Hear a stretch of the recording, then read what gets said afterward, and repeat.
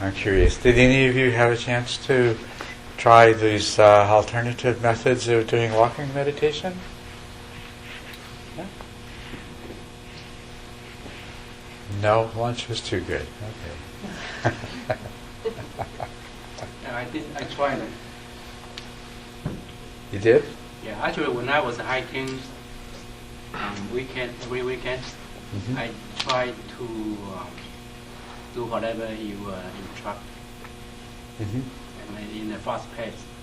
At a fast pace. Yeah, I try to observing my mind and try to keep the mental state as much as possible in the present Mm-hmm. state. Yeah. Yeah. And how do you like that way of practicing? Well, it's different type of practicing. I mean, slow pace and fasting pace, because the majority of our daily life is in a fast pace walking. Yes. Right.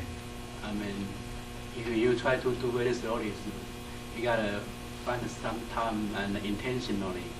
Mm-hmm. But if you can apply the meditation, for example, in the morning exercise, walking, or evening exercise, walking, and in the same time you do the exercise and also you do the meditation. Yeah. And That's by the time you practice, and then the progress will get more and more to the stage. Mm-hmm. Is it obvious how walking at different stages, the emphasis is in some cases more on skill in being able to stay very focused, and in others it's more being able to balance a very large variety of stimulus and information that's coming in at one time. So it's a great advantage having these different ways of practice, because as you become, familiar with your own practice and your mind and the way it responds to it, then you can choose the way to practice which is best meeting your needs at the time right now. If you need to work on more of the power of your mindful awareness, then you practice in one way. And if you need to enhance your ability to stay focused and concentrated, then you practice in another way. So it's good to have, it's like a toolbox. It's good to have a variety of different tools, not to try to do absolutely everything with a screwdriver. So, so I was wondering if anyone else has any comments about walking meditation. Yes? So I did the more normal or more natural paced walking and trying to be in the present. Yeah. I've tried that before. It's just very hard to not lose focus because I'm a walker, and I always use my walks as just canvases to think about whatever. And I think it's going to be a very hard habit to break. Mm-hmm. Yes, as William brought up yesterday, and I was saying, I used to first introduce people to walking meditation with that walking more quickly and with less centered focus, and I realized that actually you need a little bit of experience and a little bit of skill first in staying focused, because it's so easy for your mind to just slip into the way that it usually is all over the place and everything. Yeah. So. And of course, what you can discover in the short periods of time we have to practice in just this 2.5 days we're together, it's quite limited. So a lot of this is, I'm giving you things that I hope you'll have the opportunity to work with in regular daily practice and explore them more fully and make some more extensive discoveries on your own. So it would be nice to have more time or to be able to meet together more regularly, but we have to do what we have to do, don't we? Anyone else have any comments to make?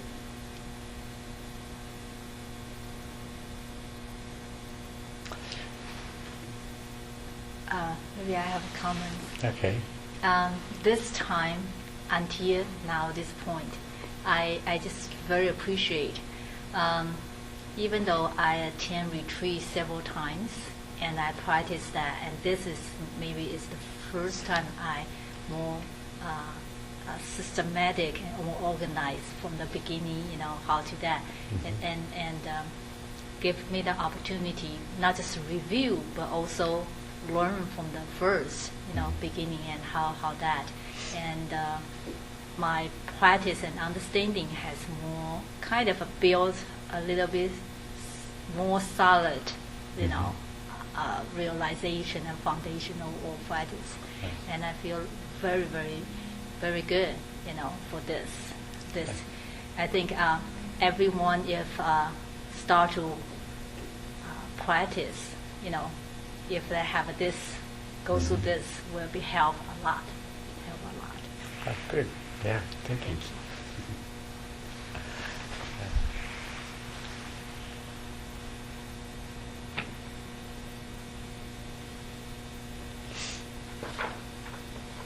Anyone else? Yeah. As for me, walking meditation, just like as I work slowly, it seems like I use my skin to touch the air, just like playing with the air. That give me a sensitive or pressure. Maybe not that strong, but it's sensible. So I developed some sort of listeners, or just want to doing nothing, just enjoy this sort of pressure. I don't want to find a job and do anything else, just enjoy this. But that seems to be another problem, because you cannot stay in this kind of state of mind or state of pressure forever. You have to do something else. You have to think about many difficult things to solve. So sometimes I hated to do something else. Just stay here doing nothing.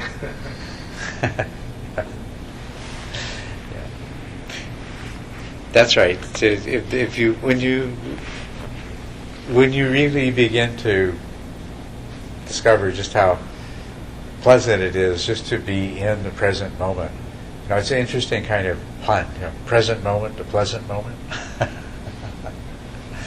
But when you discover just how really joyful and happy and peaceful it is, then.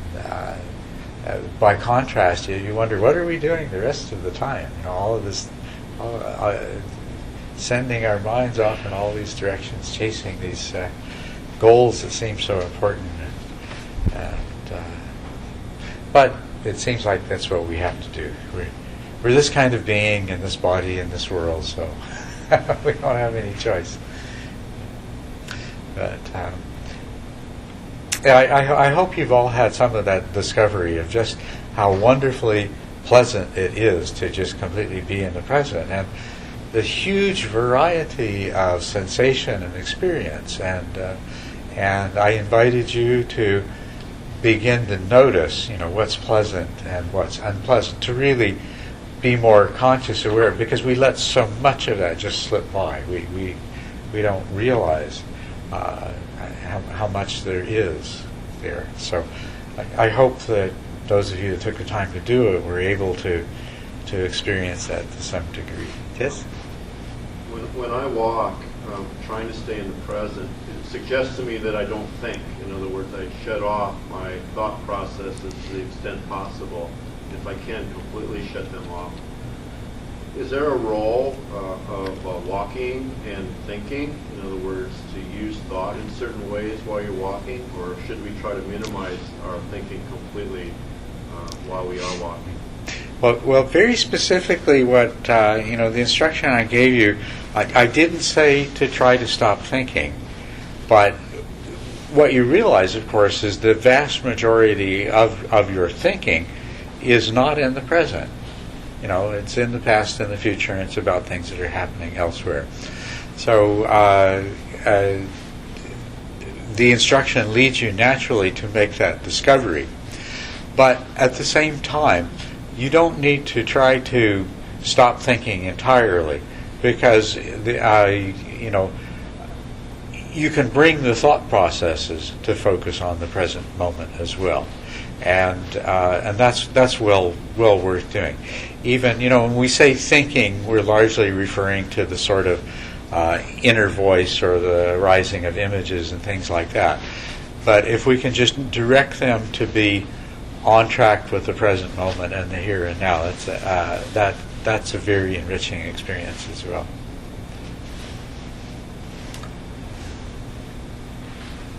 Yes. From the lessons from here, made me think about one question that we know our understanding about the things is not real. It's the mind created. So same theory. The understanding we experience from the meditation in the different stage, is that also a creation of the mind? Everything that you experience is taking place in your mind. So in that sense, yes. Yeah, because when I understand, in different stage, when I arrive in different stage, because you're supposed to finish all the stage. So your understanding of the first stage or second stage, and with my understanding, maybe not different. So I think the understanding is always changing. Yes, that's right. And it's the same way with the interpretation that our mind makes of other things in the world. It's constantly in a process of revision, and every new experience we have revises the mental formations such that the next experience we have is altered because of it. And that's the same thing, of course, is taking place in the process of meditation, progressive refinement there. But it's always it is an experience that is grounded entirely within the mind. And part of that is really important.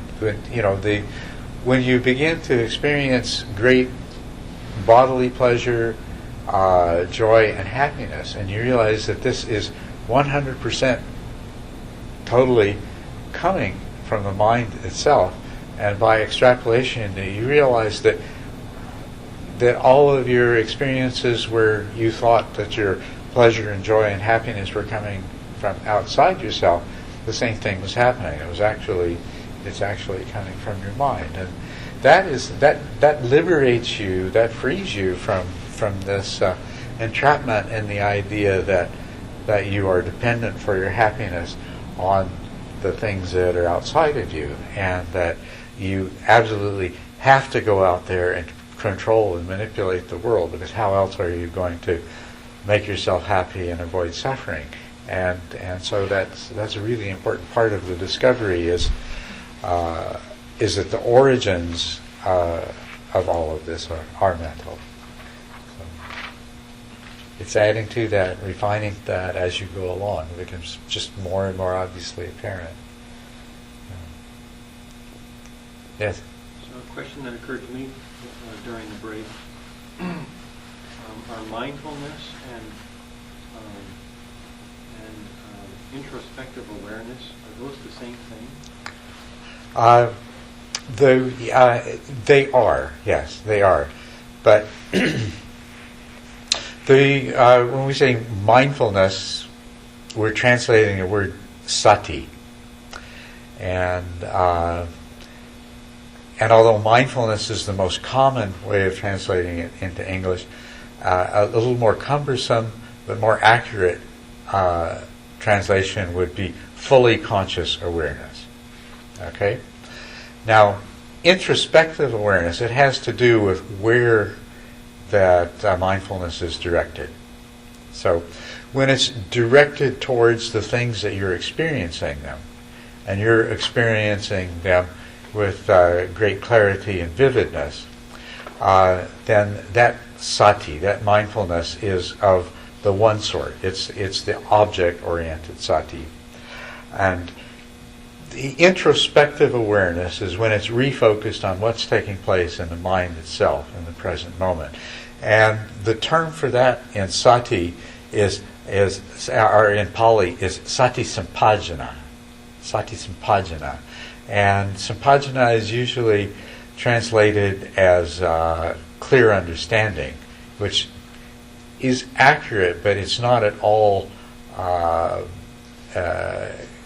clear what the actual meaning is. But it's the clear understanding that comes when mindfulness is focused on the experiential content of the present moment in terms of what's actually happening and the context in which it's happening. So like most of us have had this experience at work where we're just really engrossed in Yes. some task, and the clock's going around, and Right. then an hour's gone by, and I was struggling with, is that mindfulness? Because there was no introspective awareness. That's right. Yes, that is mindfulness. It's very focused mindfulness, but with no introspective awareness. All of that mindfulness is object-oriented. And there is, time passes, even somebody comes in, they may have to call your name 2 or 3 times before you even, hear them. So you're very absorbed, but your mindfulness is all focused in that objective mode and not introspectively. So introspective awareness is like a subset. Yes, you could say it's like a subset, right, or an aspect, or mindfulness facing this way instead of facing that way. Yeah.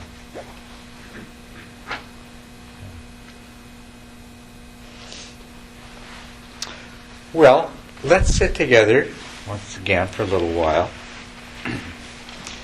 and let's do a little more exploration of the mind. Okay, so make yourself as comfortable as you can. Settle in, loosen up, relax, let go.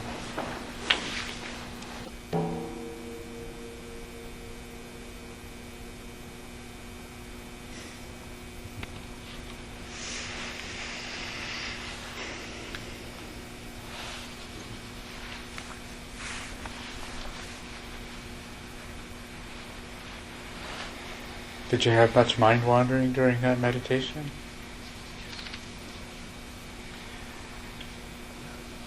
Yeah, you did? I should put the question differently. Did you notice any difference in the amount of mind wandering that as compared to when you usually meditated before? Maybe because it's after lunch I felt more dullness. I jerked a few times like that. You felt more dullness. Well, we are right after lunch, so. Yeah, same thing. I can't. It's probably in the same spot. Like almost to sleep. Yeah, after lunch you're very prone to dullness. That's true. Did you learn anything from that kind of exploration about your mind, about the nature of consciousness and awareness? Yes. I found it very interesting when you asked us to listen to the sound Nama Rupa earlier became clear because I noticed that my mind, when I was listening to the air conditioner, my mind formed a little construction of it's up there. Mm-hmm. Whereas when I was experiencing, you would think that technically you should experience it. Okay, the sound is here because that's where the direct. But because there was that subtle disconnect of it being up there, it was nama. Whereas direct perception of this felt more rupa. This felt more direct perception. Whereas this is kind of like more abstract. Yeah. So that became very, very clear in a subtle way. And also with regard to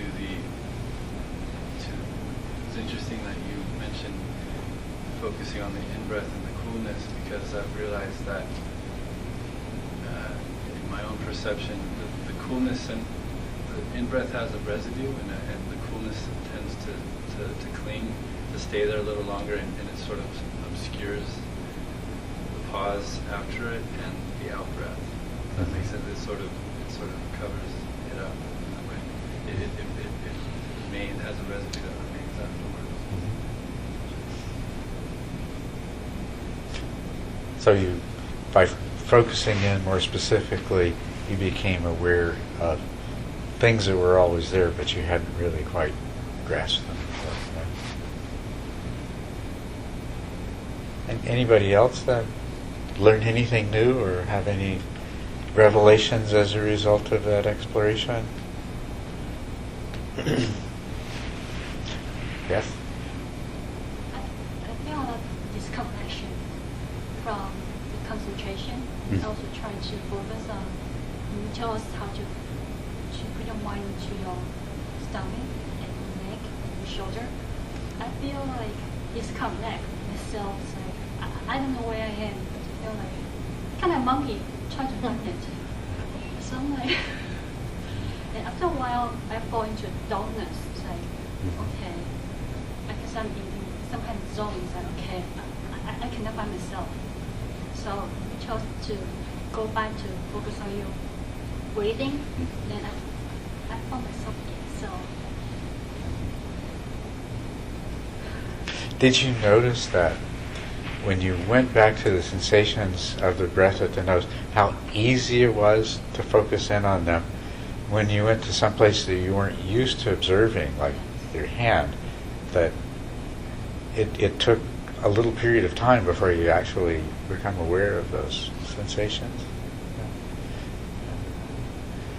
So, and did you notice too that when you were trying to pay attention to more than one thing at once, what happened to the quality of your perception of what you had been previously observing? Did you notice the way it diminished, it weakened? Yeah. What about the fact when you directed your attention to explore sensations of the body, did you realize that there's always a huge amount of sensation there, but when you focus on one thing, you're not conscious of it, but it's there nevertheless? Did that strike anyone?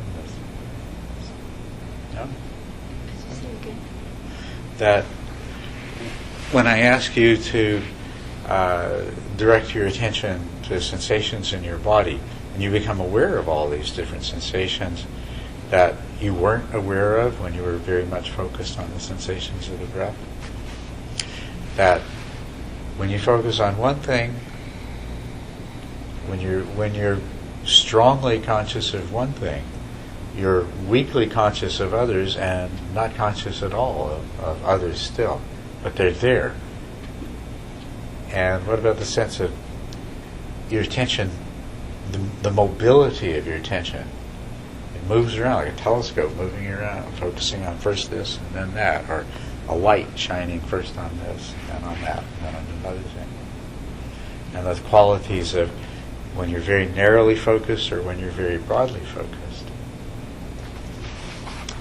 Well, I just wanted to help you become aware of some of those qualities and properties of consciousness and awareness. And the attention, the mobility of the attention, and also you notice in all the things that we did, the only thing we did was redirect the attention. We were always in the mode of the observer. We weren't making anything happen. That the only thing that you were controlling in any way or directing was the attention. You didn't make anything happen. Anyway, I hope that helped you to discover a little bit more about the nature of your mind and consciousness and intention, and even more so, open a little more of a vista to the possibilities of what you can discover through meditation. Just the idea that, oh yeah, meditation isn't just this process of sitting there and doing nothing. It is a process of discovery, of learning, of investigation.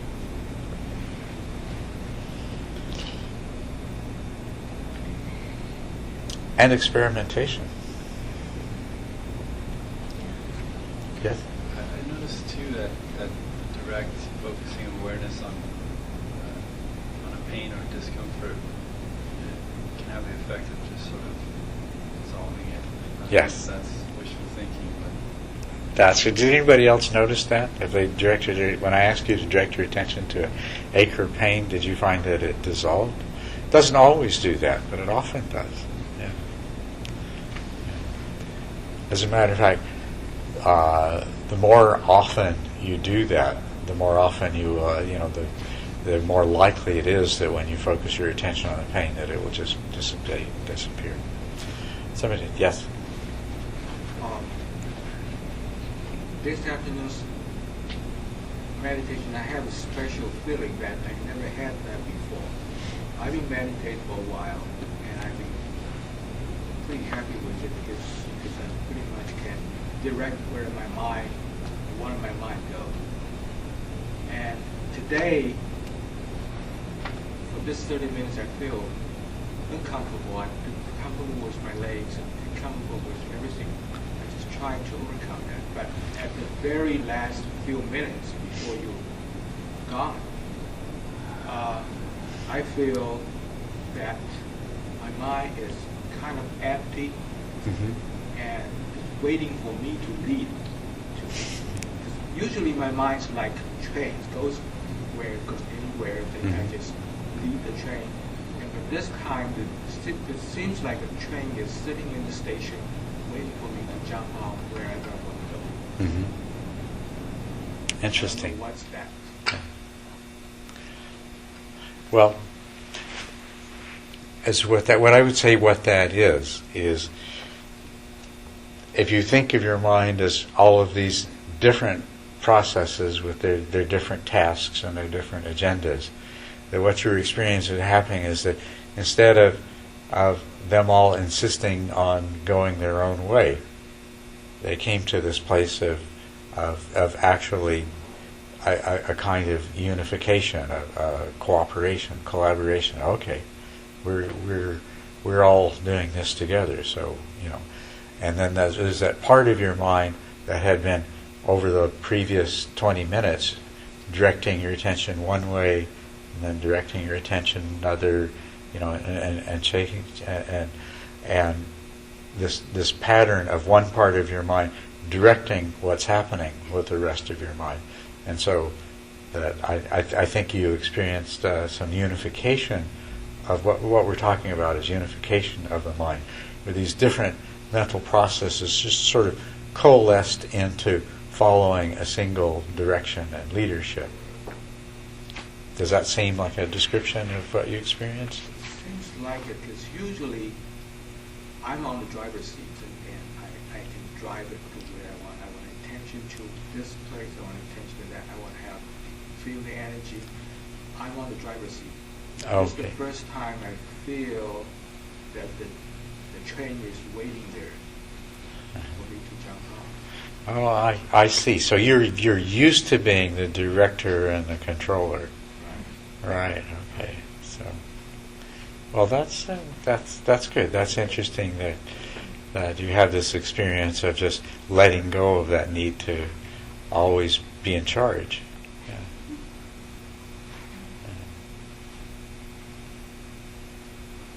Yeah.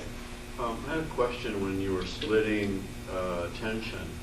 So we were focusing on the nose, and then we'd add in an area of the body, and then we'd add in another area of the body. And as that happened, I noticed I lost attention. In other words, I only seemed to be able to focus on one area at a time. I couldn't focus on 3 streams at once of attention, or 4 streams of attention at once. It seemed to just focus on one. So how could you increase the attention so that you can pull in, so you can be aware of 3 or 4 or 5 areas simultaneously? Just by doing it, just by practicing doing it, by taking one area and then gradually expanding it, as you're comfortable with doing that. And as we were talking about earlier before the lunch break, you can come to the place of, actually experiencing the breath in your entire body simultaneously.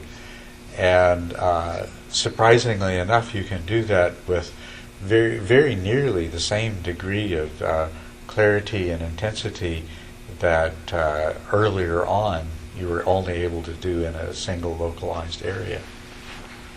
But that's how you get there. It's just by gradually expanding the scope of your awareness and still trying to maintain as much vividness and intensity as you can. Question, back to Tai T's question. He said previously he is always on the driver's seat, directing the south to wherever he want to go. And then last few minutes, he has the experience of the train sitting there, sitting there. And then not like previously, he direct the train, go this way, go this way. I think that's the right way, right? The train is sitting there, it's emptiness.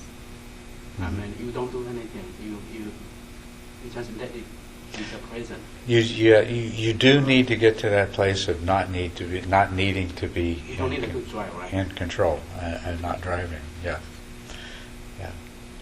And for some of us, it's very difficult to do. We are so used to being in control, and it actually can be frightening to give that up. But it's wonderful when it happens just naturally, that you just let go of that need to have to be in charge. And I didn't ask you, but in that last few minutes before the meditation, after all of that activity and then coming into a very settled and relaxed way, what I would have expected most of you to experience is the last part of the meditation would have been very peaceful and very easy and very, very relaxing. And is that how you experience the, not being in charge and the train's just waiting? And it's the first time that I think my mind is totally empty, and I can. It's sort of, because usually empty, you want to drive it to somewhere, you want to direct your mind to somewhere. Yeah. And this time I know that the train is there. I can jump in the train. Can't stay there. But usually I jump to the train and just go. This just few minutes that I feel emptiness, but then nothing lead my mind to anywhere. Because usually it's your mind just go. Okay. Would you describe that as just sort of a contentedness, a peacefulness, no need to do anything? Yeah. Very, very contented. Okay. Yeah. You feel the train waiting. Yeah. It's there if you want it, but you don't need it. You don't need to go anywhere. You don't need to do anything. Very good. Yeah. Probably want to find a different designation other than emptiness to describe it. Well, yes, because of the way that the word emptiness is usually used. But at the same time, we probably could all understand what he meant quite well. Yeah, right. The absence of any sort of need to go or be or do or change or anything. It's just,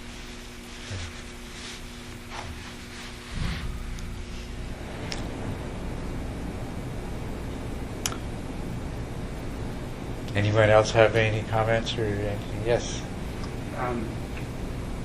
Previously, when I practice meditation, I only do one area, like I'm observing the sensation of breathing, or I'm observing the sensation of my foot, my leg, or entire leg, my palm, or my skin, or my hand, or entire hand. And this is the first time I do the multitasking. In the same time, I observing, focus on the breathing, and also the and the chest, and the shoulder, and the hand. And then when I get back to just focus on the breathing, it's much more easy and much more sharp and focused. Yes. And more powerful into continuous emptiness. Yes. Yes, that's. Hopefully, a number of you experienced that as well. That when you came back to focus, it was much more intense and strong and clear and stable. And this is a practice that you can do. Often, a good way to do it is to start with just the awareness of the sensations of the rise and fall of the abdomen. And then you can gradually expand that to include your chest and your shoulders, even your arms, as much as you want. And stay there experiencing that much larger scope of awareness for some period of time. And then after you've done that, bring the focus back to the tip of your nose and just notice how clear and stable and how many fewer distracting thoughts and other awarenesses that there are. Which is another thing that I was wondering, did any of you in the process of that, of exploring sensations in different areas, notice any significant decrease in the amount of background thinking or the little voice talking in your mind and so forth? Was that something that you noticed?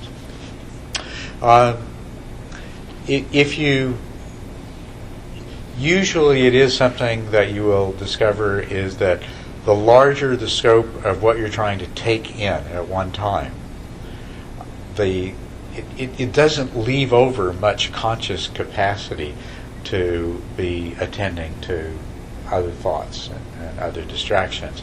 And so they will tend to diminish and die away. So you may not have noticed it this time, but if you continue from time to time doing this sort of practice, then that's one of the things that you'll notice. In terms of how to incorporate this into your practice, really it's when you are having a meditation that corresponds more to the fifth or sixth stage of the practice is when you want to start experimenting with being aware of larger body areas at the same time and trying to follow the breath in these larger areas. When you start doing that kind of exploration, also what you're likely to discover is that there are sensations related to the breath that you can detect not just in your torso and your chest and your shoulders, but even in your hands and your toes, your fingertips, your scalp and things like that. You'll begin to have the sensation of the entire body breathing. And when that starts to become clear, that's a very good thing to meditate on. Yes? Is it possible to be sore inside? I feel like yesterday after when I was alone, I felt kind of sore inside. Sore inside? Yeah, almost like Pilates, like from stretching and stuff like that, and then it went away. Well, if you felt that way, then it's possible. I'm sorry, I'm not trying to be facetious. It's not a particular sensation that rings a bell with me, but one of the things that we find is that people have such a tremendous variety of different sorts of bodily sensations that will arise during meditation that it's not at all unusual for somebody to mention one that I haven't encountered before. So unusual bodily sensations in meditation are really common, but we all have different ones. So personally, I haven't felt something that I think I would describe as being sore inside, but I probably felt a lot of other things that you probably haven't. So it's kind of a normal thing. Yes. Through the guided meditate, and I observed several things. But one thing I want to mention here is more impressed to me is that when I try to pay attention for different sensation through the mind, I feel that just like Dr. Julius in his class mentioned that it's kind of you find that you use a lot of energy, and those energy, and you kind of energy here and here, there, and kind of stretch for the energy and through the mind. Okay, it sounds like everything is not clear in some way, but not clear in the just compare with the one. Okay, but I think more impressed to me is that through that meditate, I also can compare. If I pay attention for things not through the mind, just the last part you say the mind very relaxed and hold back and just observe, not say the mind think that is a task need to do. Okay, at that time the mind can be totally get to the background and allow the body do whatever the things the body can do. At that point, I feel like it's much sharper and clear compare I want to use mind to observe. When I'm now purpose deliver want to use the mind to that and put the mind back. Maybe just like the gentleman mentioned that put a now drive the mind to go that and in contrary that everything become even present and sharper. The mass sensation or anything, and that is also a question to the daily life. I so be used to programming say that use the mind to be multitasking and planning and leading for anything. It's mind. But this time I experienced again without that mind, putting the task or duty. In fact, just the things become even more profound than you deliberately want to use the mind. Yes. So that's given me the other kind of reminding and experience for that contrary for that. Thank you for that observation. Yes. I don't know. The first time I feel like daydreaming because my body is shifted with the right hand side, and when you lead us, when your voice come out, and I really awake, and I just follow your lead.